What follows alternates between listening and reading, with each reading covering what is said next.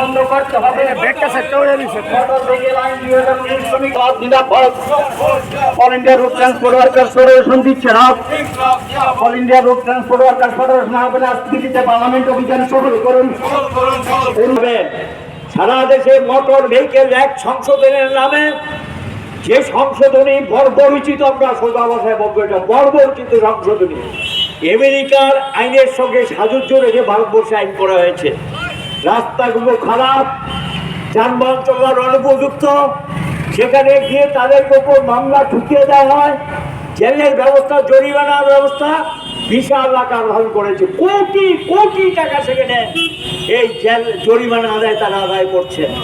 তাহলে সরকার একদিকে পেট্রোলের দাম বাড়া, একদিকে ডিজেলের দাম বাড়া, একদিকে গ্যাসের দাম বাড়াচ্ছে এবং এটা করে পরিবহন শিল্পকে রুগ্ন করে দিচ্ছে।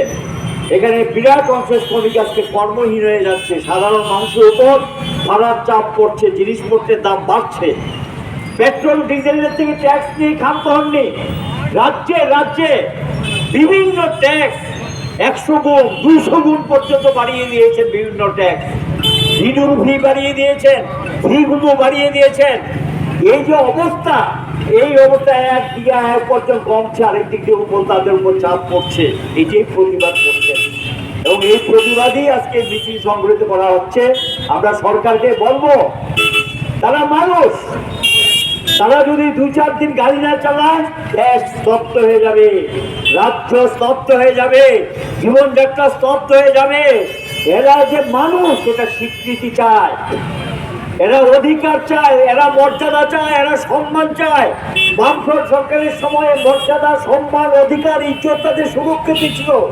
আজকে সরকার পরিবর্তন হওয়ার পর তাদের মানুষ হিসেবে স্বীকার করে না এবং তাদের প্রতি অমর্যাদা, অসম্মান, রাস্তাঘাটে যা খুশি তা ব্যবহার, এগুলো চলছে।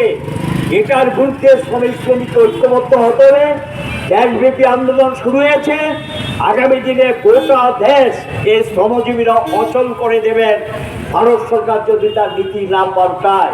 মোটর ভেহিকেল অ্যাক্টকে আমরা বলবো, যেটা তোমরা সংশোধন করে কার্যকরী করতে চাচ্ছ, এটাকে স্থগিত রাখো। শ্রম কোডের নামে শুনতে পাচ্ছি সেন্ট্রাল গভর্নমেন্ট তৈরি হয়ে গেছে, 1 এপ্রিল থেকে ভারতবর্ষীকে দুর্দিন আসছে। শ্রম কোড নাকি লাগু করে দেবেন, গোটা দেশে রুলস জারি করবেন। সারা দেশ তৈরি হচ্ছে শ্রমজীবীরা এবং তৈরি হচ্ছে শ্রমজীবীরাও তারা অচল করে দেবেন এবং সেই অচলের দিন তারিখ নির্ধারণ করার জন্য আগামীকাল দিল্লিতে 10টি ট্রেড ইউনিয়ন তারা যৌথ কনভেনশন ডেকেছে। আমাদের রাজ্য থেকে আমরা পাঠিয়েছি। সেই কনভেনশনে আগামী দিনে আন্দোলনের কর্মসূচি ঘোষিত হবে। সেই আন্দোলনে all India road transport workers ফেডারেশনও সমবেত থাকবে। যৌথ আন্দোলনের মধ্য দিয়ে, যৌথ সংগ্রামের মধ্য দিয়ে ট্রেড ইউনিয়নগুলো একটা মঞ্চে এসছে, কৃষক সংগঠন একটা মঞ্চে এসছে। দুর্বার সংগ্রামী পারবে এই সরকারের দিশা গড়াতে এবং এই সরকার যে নীতি নিয়ে চলছে এটাকে পরিবর্তন করাতে বিশ্বাস আমরা রাখি।